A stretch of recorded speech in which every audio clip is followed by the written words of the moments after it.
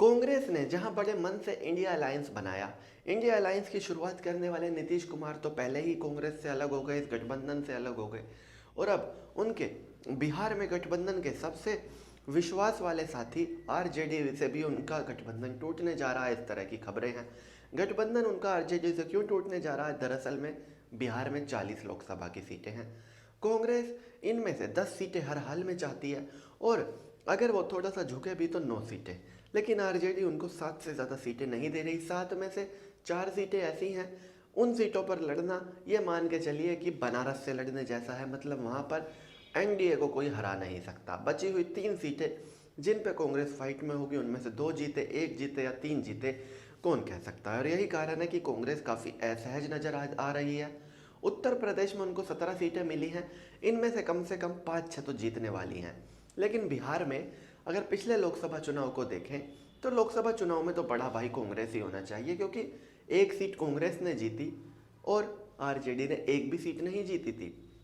NDA ने 39 सीटें जीती थी, बिहार की 40 में से 1 सीट पर वो नहीं जीत पाए क्योंकि कांग्रेस ने 1 सीट जीत ली थी। अब 2024 में अगर तेजस्वी यादव ये चाहते हैं कि उनकी पार्टी 30 सीटों पर चुनाव लड़े, बाकी की 10 सीटों पर बाकी सहयोगी दल चुनाव लड़े, कहीं ना कहीं कांग्रेस असहज नजर आएगी भी। और दूसरी बात यह भी है कि राहुल गांधी ने पूरे देश में यात्राएं की हैं। उन्होंने पूरब से पश्चिम तक, उत्तर से दक्षिण तक यात्राएं की हैं, पूरा देश नाप दिया है उन्होंने घूम घूम के। वो कम से कम इसलिए तो नहीं नापा कि वो हर राज्य में अपनी सीटें छोड़ते जाएं, छोड़ते जाएं, छोड़ते जाएं।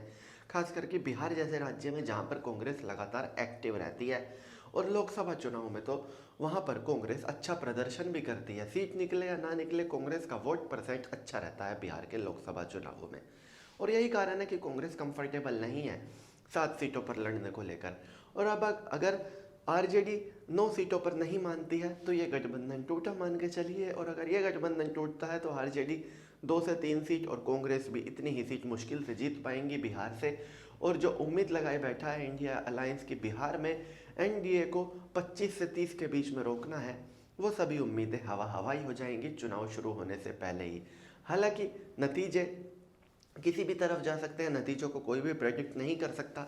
लेकिन अगर ये गठबंधन टूटता है तो जाहिर सी बात है इंडिया अलायंस की सीटों की टैली पर तो फर्क पड़ने ही वाला है बिहार के अंदर। और सबसे बड़ी बात, समाजवादी पार्टी कांग्रेस से गठबंधन नहीं कर रही थी लोकसभा के लिए। अखिलेश यादव चाहते थे कि वो सिर्फ आरएलडी के साथ लड़े और 1-2 सीटें वो अपना दल कमेरावादी को दे। इसके अलावा वो किसी से भी गठबंधन करने के मूड में नहीं थे शुरू में।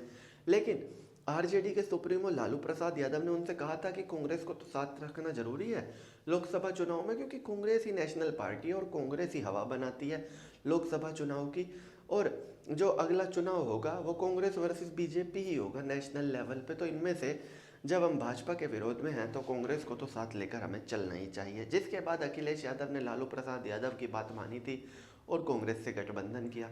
और अब अगर बिहार में ही आरजेडी का गठबंधन कांग्रेस से टूट जाता है तो जाहिर सी बात है पूरे देश में बहुत गलत मैसेज जाएगा।